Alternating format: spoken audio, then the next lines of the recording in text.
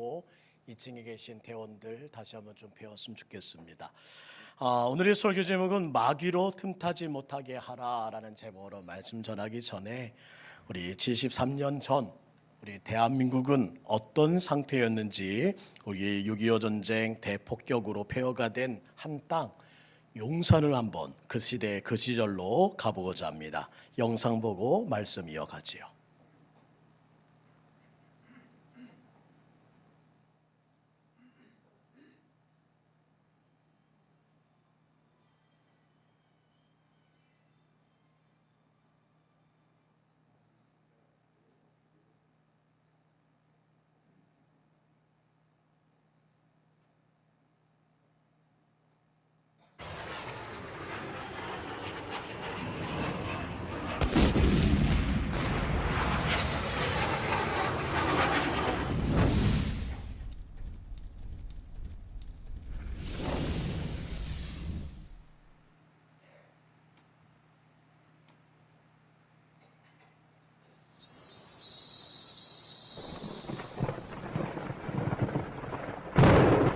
엄마, 학교 다녔어요.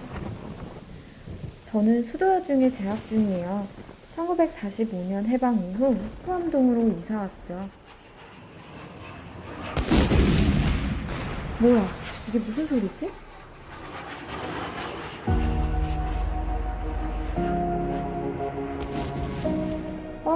저긴 용산역 쪽인데 왜 저기저기 시커먼 연기가. 뭐야, 왜 이래? 온 천지가 시체더미, 무너진 건물자재, 생지옥이나 다름없었죠. 인천에 미군이 들어왔대. 이제 난리도 끝인 건가?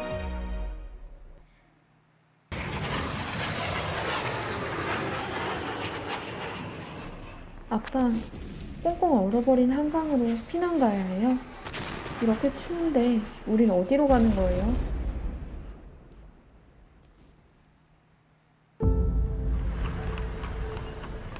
우리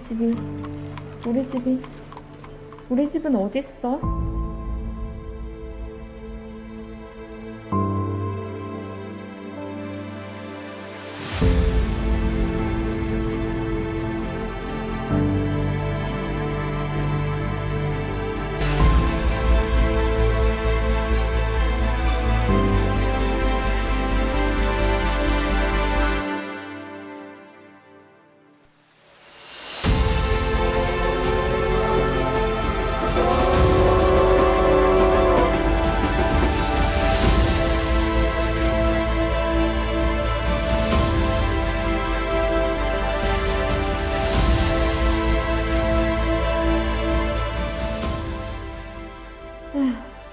쓸만한 벽돌 하나 찾기가 이렇게 어려워서야. 이따가 수도급수가 있으니 얼른 서둘러야겠다.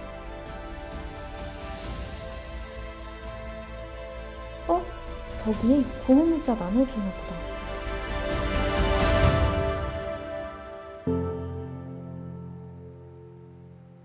오늘 판문점에서 정전협정이 체결되었대.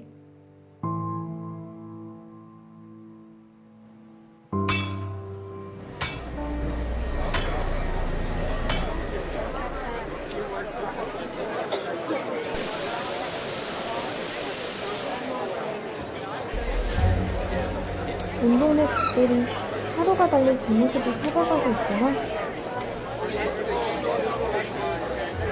38선이 부어지고 미군이 부근한도는 용산에 들어왔습니다. 용산 여기저기, 그리고 한강철도를 다시 세우는 곳에서 미군 공병대가 보이더라고요. 난 아직도 그날의 폭격이 잊혀지지 않아. 기억을 지울 수만 있다면 모두 지우고 싶어. 새롭게 만들어지는 도시처럼 나의 미래도 새롭게 멋지게 만들어 볼 거야.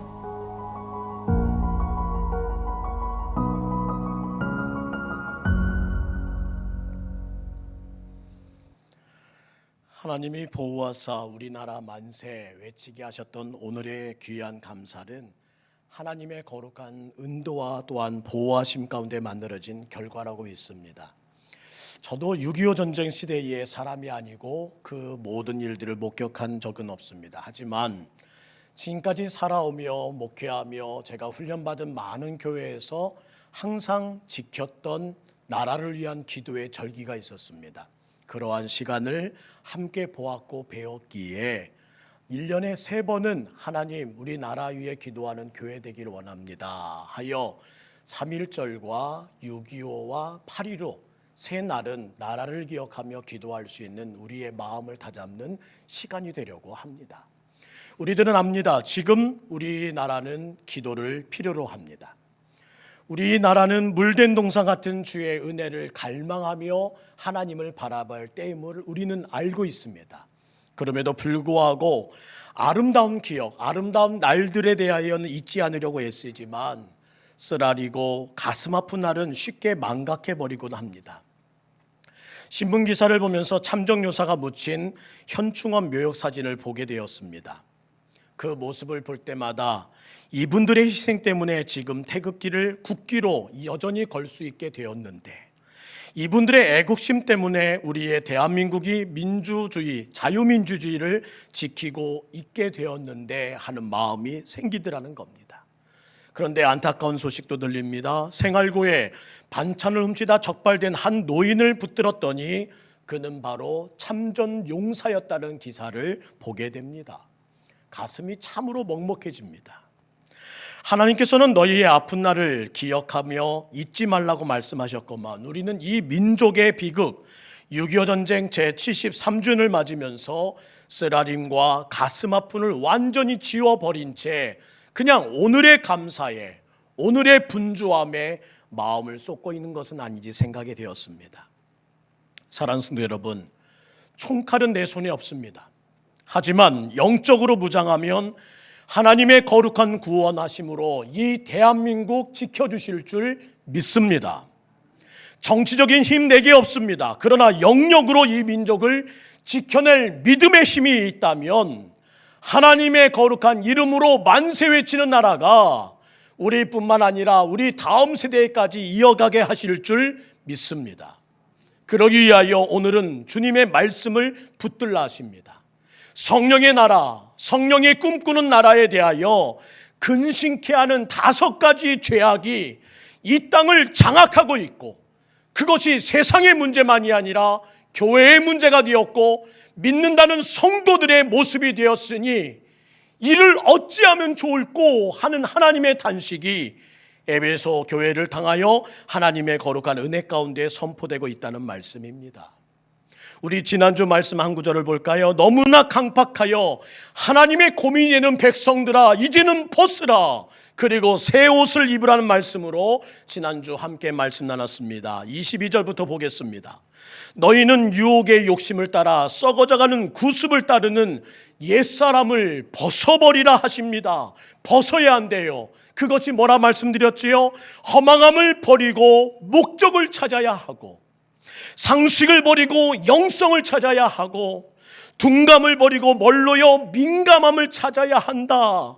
오직 너희의 심령이 이렇게 새롭게 변화됨을 통해 하나님을 따라 의와 진리의 거룩함으로 지으심을 받은 새 사람을 입으라. 새 사람을 입으라. 에베소서는 교인에게 보낸 편지입니다. 이미 구원받은 백성들, 하나님의 교회를 이룬 백성들에게 보낸 하나님의 편지. 그런데 새 사람을 입으란 말씀을 듣고 새 옷을 입은 듯 보였던 그들의 삶 가운데 어찌하여 거짓말이 있고, 어찌하여 성냄이 있고, 어찌하여 도적질하고, 어찌하여 저들의 입에서는 더러운 말이 흘러나오며 악의를 행하는 모습이 여전한고 하며 경고를 이어가고 있다는 겁니다.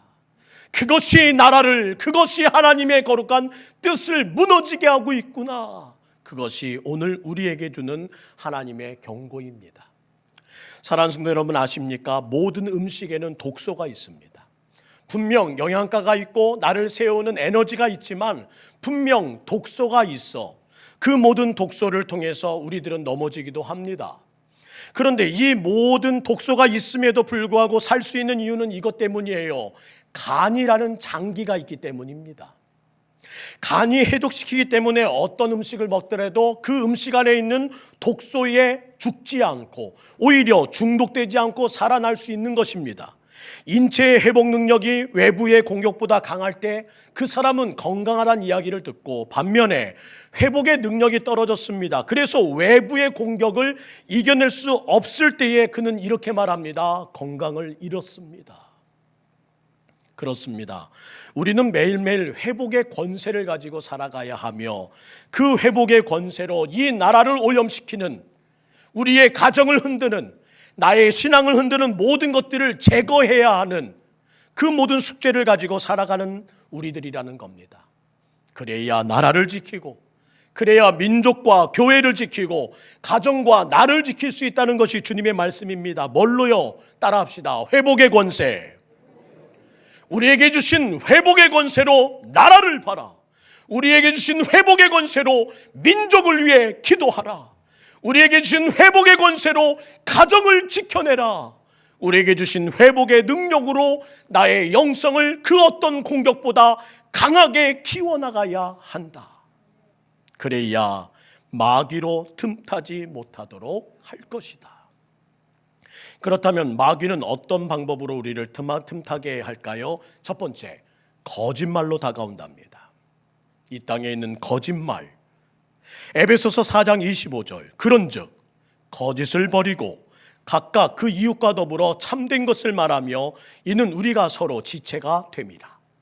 하나님은 거짓을 사단의 압이라고 정의 내리십니다. 그러면 무슨 말일까요? 우리가 거짓말한다. 그것은 사단을 압이 삼아 따라가고 있다는 겁니다. 사단을 따라가는 것이 바로 거짓말이요, 있지도 않은 말을 하는 것이 거짓말입니다.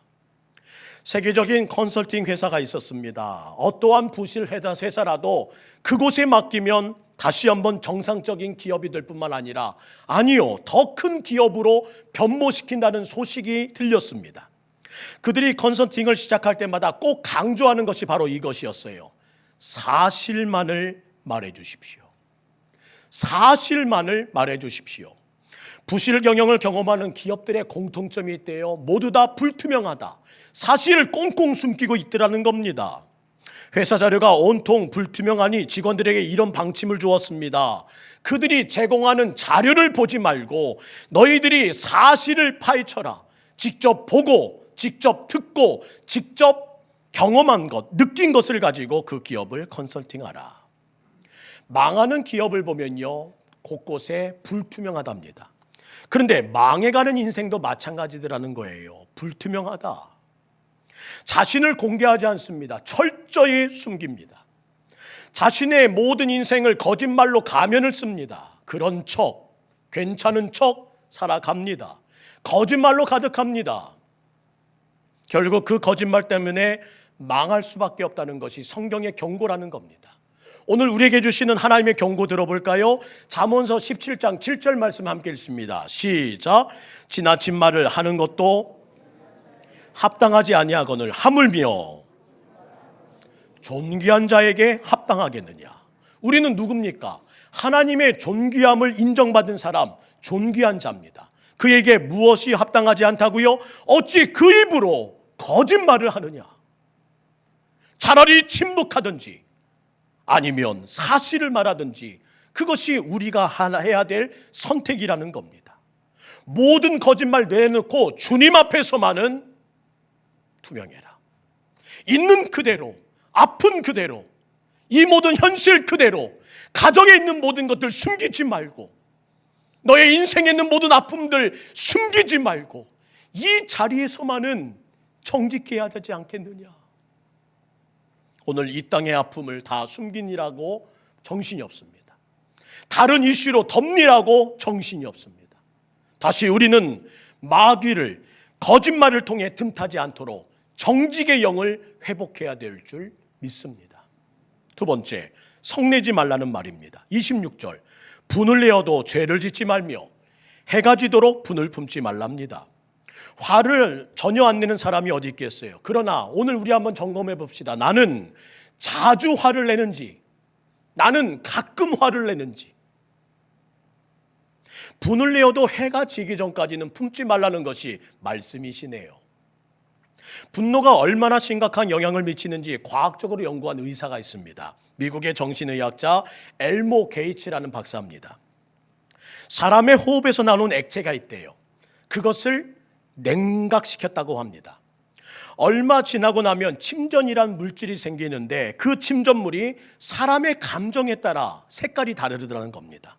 별걸 다 연구했죠. 그 침전물의 감정에 따라 다른데 크게 화낸 사람의 코에서 나온 액체를 냉각시켰더니 짙은 갈색을 나타냈고, 슬픈 마음을 가진 사람의 코에서 나온 액체를 냉각시켰더니 회색으로 바뀌었고, 후회의 감정을 내뿜는 액체를 냉각시켰더니 핑크색을 띠더라. 그런데 그중 크게 화를 내는 사람의 코에서 나온 짙은 갈색의 침전물을 연구차 흰 쥐에게 주사했더니 그 쥐가 몇 분 안에 죽더라는 겁니다. 성날 때 엄청난 독소가 나온다는 거죠. 그만큼 성냄으로 이 안에 독소가 생기니 자기도 죽이고 그 독소를 통해 자신뿐만 아니라 상대방까지 죽일 수 있는 무서운 힘을 가진 것들, 그것이 바로 성냄, 분노에 숨겨진 저주라는 거예요. 그래서 성경 말씀도 인자한 말씀으로 우리를 달래시는 것 같습니다. 옆에 사람에게 이렇게 말해주세요. 노하기를 더디해. 시작. 노하기를 더디해. 좀 참어. 좀 참으라고. 잠언 19장 11절 제 말이 아니에요. 우리 함께 읽을까요? 시작.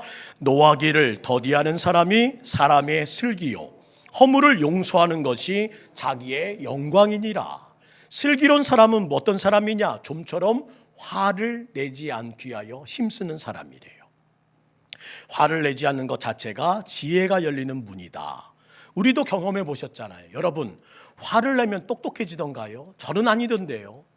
화를 냈더니 오히려 무식해지던데요. 화를 냈더니 판단력이 흐려지고 하지 말아야 될 실수를 종종 버림을 통해서 걷잡을 수 없이, 아니 다시 수습할 수 없는 문제들이 생기던데요. 오늘부터 성냄을 자주 할 줄 아는 여러분 되기를 주의 이름으로 축복합니다. 분낼 줄 참을 줄 있는 하나님의 능력이 오늘 이 시간 여러분의 가슴을 가득 채우길 주의 이름으로 축복합니다. 화를 가슴에 품으면 뭐가 생긴다고 그러죠? 화병 생긴대요. 이건 회복의 권세를 가지지 않은 자가 노래 부르는 노래입니다. 제대로 된 믿음 안에 산다면 절대 화병이 생기지 않습니다. 우리 동북교회 성도들은 아우 이 화병을 어떻게, 그런 말 없기를 주의 이름으로 축복합니다. 이게 믿음 없다는 얘기예요. 내게 믿음의 힘, 회복의 권세를 소진했다는 말입니다. 성령님이 거주하신다면 이 모든 회복의 권세로 내 화병을 짓눌러요. 그러면 어떻게 된다? 사라진다. 그런데 반면 성령이 나를 내주하지 않으면 불신자처럼 화병이 생긴다는 겁니다.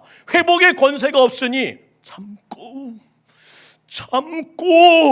참다가 어느 순간 와! 퍼져버리고 만다는 거예요. 그러나 우리 안에 성령님이 내주하시면 어떻게 한다? 참을 것 없이 모든 것이 성령의 불로 소멸, 싹 다 태워버리신다. 저는 여러분의 성냄이 성령의 불로 태워져 여러분에게는 화병의 단어가 여러분의 언어사전에서 사라지길 주의 이름으로 축복합니다. 마귀는 성낼 때 그 틈으로 쏙 들어온다는 거예요. 성내지 마세요. 세 번째, 도적질하지 말라는 겁니다. 28절. 도적질하는 자는 다시 도적질하지 말고 돌이켜 가난한 자에게 구제할 수 있도록 자기 손으로 수고하여 선한 일을 하라. 에베소 교회는요, 교인들인데요, 성도란 명찰을 단 사람인데 오늘 뭐하고 있대요? 도적질하는구나. 교인, 도적질과는 무관한 사람이라는 등식이 성립되지 않더라는 겁니다. 믿는 사람, 그들의 모든 삶에 거짓이 없다는 성립이 모두 다 사라졌다는 겁니다. 믿음을 가진 대통령, 믿음을 가진 장로님이 어떤 대통령이 세워져도 그 모든 삶에 기대한 만큼 모든 일이 되지 않는 것, 그것이 우리의 현실이라는 겁니다. 믿는 사람이 국회의원으로 세워져도 오늘 이 땅은 거짓말로 가득하더라는 겁니다. 거짓말이 뭐예요? 저는 이렇게 정의 내리고 싶습니다. 쉽게 벌려고 한다. 쉽게 하려고 한다. 쉽게 넘어가려고 한다. 정당한 대가를 취하지 않고 노력하지 않으면 남의 것 자기 것으로 만들려는 횡령에 빠지게 되고 그 결과 도적질하게 된다는 겁니다. 결국 왜 도적질하게 되느냐? 게을러졌다는 거예요. 내 사명, 내 주어진 일에 최선을 다하지 못하고 떳떳하지 못하다는 겁니다. 그래서 모면하기 위해 거짓말하고 쉽게 넘어가길 원한다는 겁니다. 불편한 이야기 하나 할게요. 영적인 도적질도 있다고 하네요. 영적인 도적질이 뭘까요? 바로 11조입니다. 이 땅의 모든 것은 하나님 것입니다 라는 고백을 드리는 것이 11조요, 우리의 예물 드리는 우리의 마음입니다. 성경은 이 모든 것을 하나님 것이라고 고백하는 마음으로 11조를 드리라는 말씀을 주셨습니다. 11조를 드린다, 그건 이런 말입니다. 저 도둑놈 아닙니다. 그냥 쉽게 생각하세요. 정직한 11조, 지난 한 달 주신 것에 10분의 1 정직하게 드리겠습니다. 지난 6개월도 하나님의 은혜로 살았음을 감사드리며 절기를 맞아 맥주 감사헌금 드리겠습니다. 지금까지 잘 살았으니 감사함으로 그 일부를 다시 주님 앞에 돌려드리라는 말씀대로 순종하겠습니다. 이것은 하나님께서 뺏고자 하는 마음이 아니라 너의 감사의 고백을 듣고 싶다는 주님의 요청이라는 거예요. 이 모든 것이 하나님의 것입니다. 그의 신앙 고백. 저는 우리 동북교회 성도들과 청년들이 재정적인 부분에서도 정직할 수 있기를 원합니다. 하나님의 거룩한 뜻에 따라 노력하지 않고 남의 것을 자신 것으로 만들려는 유혹에 빠지지 말고, 상대방의 노력을 도적질하려는 유혹에 빠지지 않채 주어진 모든 삶에 정직함으로 하나님 만날 수 있는 주의 백성 되기를 주의 이름으로 부탁드립니다. 하나님께 정직하고, 사람들에게 정직하고, 가족에게 정직하고, 부부간에 정직하고, 자녀와 부모에게 정직한 이 정직의 사회가 바로 하나님의 나라를 만들 수 있다는 것을 잊지 않기를 원합니다. 네 번째, 더러운 말을 통해서 마귀는 틈탄다고 합니다. 29절. 무릇 더러운 말은 너희 입 밖에도 내지 말고 오직 덕을 세우는 데 소용되는 대로 선한 말을 하여 듣는 자들에게 은혜를 끼치게 하라. 더러운 말, 욕설, 비판, 험담, 음담패설, 이런 것들을 말하는 거겠지요. 저는 그래서 우리 그리스도인들이 되어야 할, 만약에 직업에 비유한다면 저희 모든 분들이 시인이 되길 주의 이름으로 축복합니다. 시인, 얼마나 아름다운 말을 글로, 표현으로 만들어내는 사람입니까? 아름다운 말을 사용할 줄 알아야 하고 고급적인 언어를 사용할 줄 알아야 된다는 거예요. 제가 아는 집사님 한 분은 국문학자입니다. 이런 말씀하시더군요. 저는 지금까지 읽어본 모든 책 가운데 성경만큼 고급 언어를 담은 책을 찾아본 적이 없습니다. 우리는 성경이 한자로 되어 있다는 이유 때문에 갈수록 쉬운 언어를 선택하려고 합니다. 갈수록 쉽게 번역하려고 합니다. 그 언어가 어렵다는 이유 때문에요. 그런데 그분의 반론은 바로 이겁니다. 어려운 영어 단어 나오면 검색하여 그 단어의 뜻을 알아가는 쾌감을 느끼는 그들이 왜 성경에 나오는 고급 언어는 검색하며 그것을 묵상하며 그 뜻이 무엇인지를 모른 채 쉽게 넘어가려고만 하십니까? 그래서 집사님은 자녀의 문해력 교육을 위해서 성경을 읽게 했대요. 요즘처럼 쉬운 성경, 현대어 성경 권장하지 않고, 아니 개역개정보다 더 한자어가 많은 개역 한글을 통해서 고급 언어를 읽게 하게 했다고 하는 겁니다. 그랬더니 언어 능력이 커가는 것이 탁월할 뿐만 아니라 누구도 쓰지 않은 고급 언어를 사용하는 자신의 자녀들의 모습을 보게 되었다고 열변을 토하더군요. 저는 동감합니다. 성경에 기록된 언어는 고급 언어였고 고급적인 단어는 우리들로 하여금 시인이 되게 했습니다. 독일의 괴테라는 대문호를 배출했던 이유가 뭔지 아십니까? 종교개혁자 루터 때문이었습니다. 루터는 성경을 독일어로 번역합니다. 그리고 독일 문학의 출발점이 되었던 것이 바로 번역된 성경이었습니다. 독일어 번역된 성경을 통해 괴테라는 대문호가 만들어졌고 독일은 그로 인해서 문화적인 성향이 월등히 탁월한 나라가 되었다고 해요.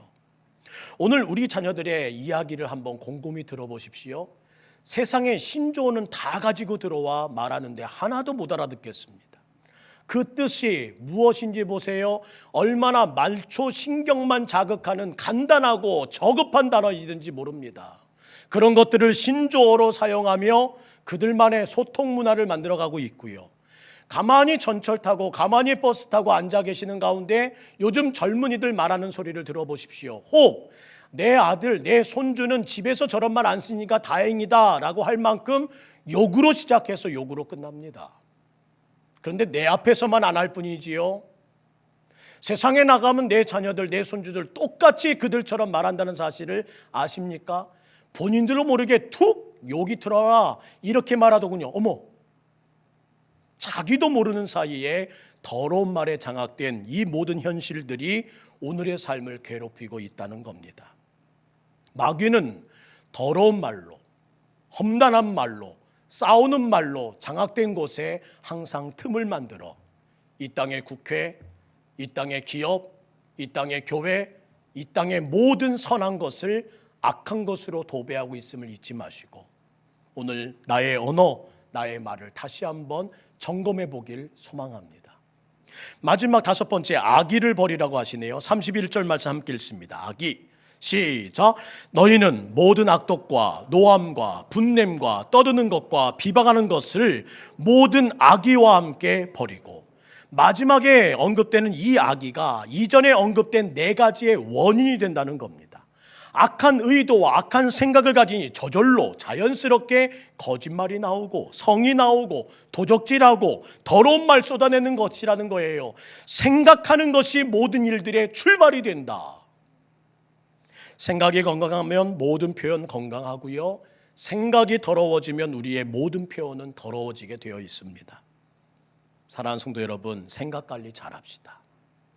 항상 하나님의 선한 것을 생각하며 살래요. 그래서 빌립보서 4장에 이렇게 말씀하십니다. 너희 속에 염려가 있거든, 너희 속에 고민이 있거든, 너희 속에 고민이 많아지거든 이것들을 생각하라. 이게 뭘까요?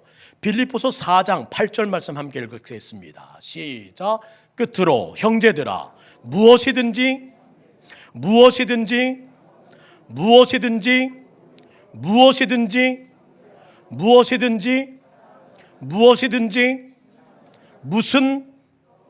무슨 기림이 있든지 이것들을 생각하라. 참된지, 경건한지, 옳은지, 정결한지, 사랑받을 만한지, 칭찬받을 만한지, 덕이 되는지, 기림이 되는지 생각하며 말하고, 생각하며 행동하고, 생각하며 살아낼 그가 누구다? 크리스찬이다. 사도 바울은 빌립보서를 통해 우리에게 가르칩니다. 내 생각 속에 하나님의 거룩한 것과 하나님의 좋은 것으로 생각한다면 모든 문제는, 모든 고민은, 모든 현실의 아픔은 사라진다.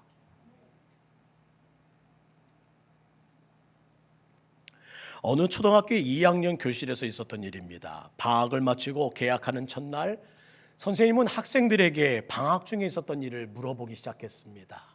누가 얘기할래? 하자 한 남학생이 손을 번쩍 들며 얘기하는 거예요. 너에게는 어떤 일이 있었니? 친구들에게 들려줄래? 그러자 이 아이는 이렇게 말합니다. 선생님, 저는요 우리 할아버지로부터 전쟁 이야기를 들었어요. 할아버지가 6.25 전쟁 때 참호 속에 계셨대요. 얼마나 무서운지 그때 참호 속에 있는 학도병들에게 나눠준 것은 이거였답니다. 술 1병, 수리탄 2개, 총알 12발, 이게 전부였대요. 총 한 번도 쏘지 못하고 그곳에 불려간 할아버지는요 벌벌벌 떨고 있는데 이게 웬일이에요? 할아버지 앞으로 공산군들이 밀려오는데요. 우와, 참을 수가 없어. 할아버지는요 그 술병을 입에 대고 벌컥벌컥 마셨대요. 그리고 수리탄을 들고 던졌대요. 빵!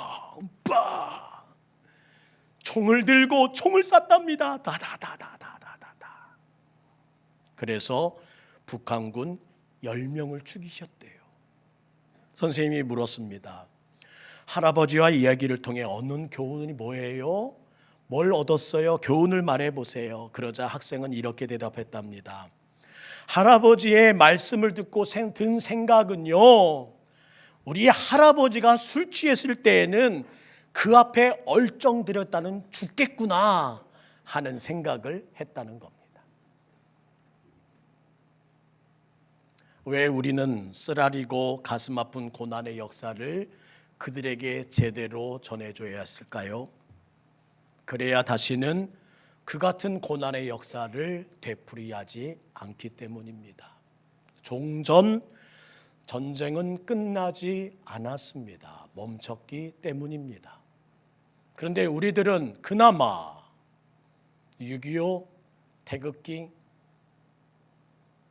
저 때도 잠시 서서 나라를 위해 기도할 때가 있었어요. 예전에는 국기 개항식이 있었던 걸로 기억이 납니다. 그때 사이렌과 함께 태극기가 보이는 곳에 다 같이 서서 가슴을 올리고 어린 저도 그때 기도했습니다. 하나님, 이 나라 도와주십시오. 그 모든 흔적이 다 사라졌습니다. 이제는 태극기 앞에 모든 백성들이 멈춰서 생활의 그 모든 것들을 잠시 내려놓고 나라를 위해 기도하고 나라를 위해 생각하는 일들이 다 사라졌습니다. 왜 하나님은 우리로 하여금 마귀로 틈타지 못하도록 하셨을까요? 그래야 하나님의 은혜 가운데 계속 이 나라와 이 가정과 우리 교회의 사명이 하나님의 뜻대로 선언된 대로 이어가기 때문입니다. 젊은이들은 물어야 하고 나이든 이들은 들려줘야 합니다. 총칼은 내게 없지만 영적으로 무장하면 하나님의 나라, 하나님의 구원이 이 나라를 지켰던 것처럼 우리의 다음 세대들도 이 나라 지키기 위해 하나님의 힘이 필요하다는 것을 알아야 하고, 정치적인 힘은 내게 없지만 영역으로 이 민족을 지켜냈던 하나님의 도움의 팔이 펴면 이 나라가 능히 황폐해진 땅에서 이 멋진 대한민국의 오늘을 이루었던 것처럼 앞으로도 어떤 고난이 있다 할지라도 하나님을 향한 기대감, 하나님을 향한 풍성함, 하나님의 선한 소망을 가지고 너희의 앞길을 이끌어가라. 믿음으로만이 그 일을 이룰 수 있다는 것을 선언할 수 있다는 겁니다. 이것들로 내 생각과 내 마음이 가득 채워질 때 오늘 언급된 악행들, 거짓말, 성냄, 도적질, 더러운 말, 악의가 이 땅에 뿌리내지 못하는 거룩한 하나님의 나라가 될 수 있을 뿐만 아니라 손가락질하며 세상이 왜 이 모양이냐고, 믿는 정치인들이 왜 이 모양이냐고, 민심은 어디 갔냐고 말하기 전에 그 손가락을 나에게 향하여 너는 정말 하나님의 뜻을 다하는 교회란 말이냐 질문할 수 있는 오늘이 될 때에 다시는 이 땅에 전쟁 마귀가 틈타는 일은 없는 성령의 나라 대한민국 될 줄 믿습니다. 사랑하는 성도 여러분, 기도해 주셔야 합니다. 저들은 6.25 그 어떤 생각에도 이 나라의 슬픔을 기억하려는 마음과 열심이 없습니다. 그냥 6.25 그 모든 기념 행사에 TV를 볼 때에도 단 한 번도 경청하여 그 기념식을 보는 이들이 없는 요즘 MZ세대들입니다. 어찌하면 좋을까요? 교회가 전해야 하고 교회가 가르쳐야 하고 믿는 성도가 먼저 이 일을 감당해야 되지 않을까요? 저는 우리 이 어색한 오늘 6.25가 맞았지만 그 어떤 교회에서도 6.25 기념주의를 지키지 않는 오늘이 있는 이 모든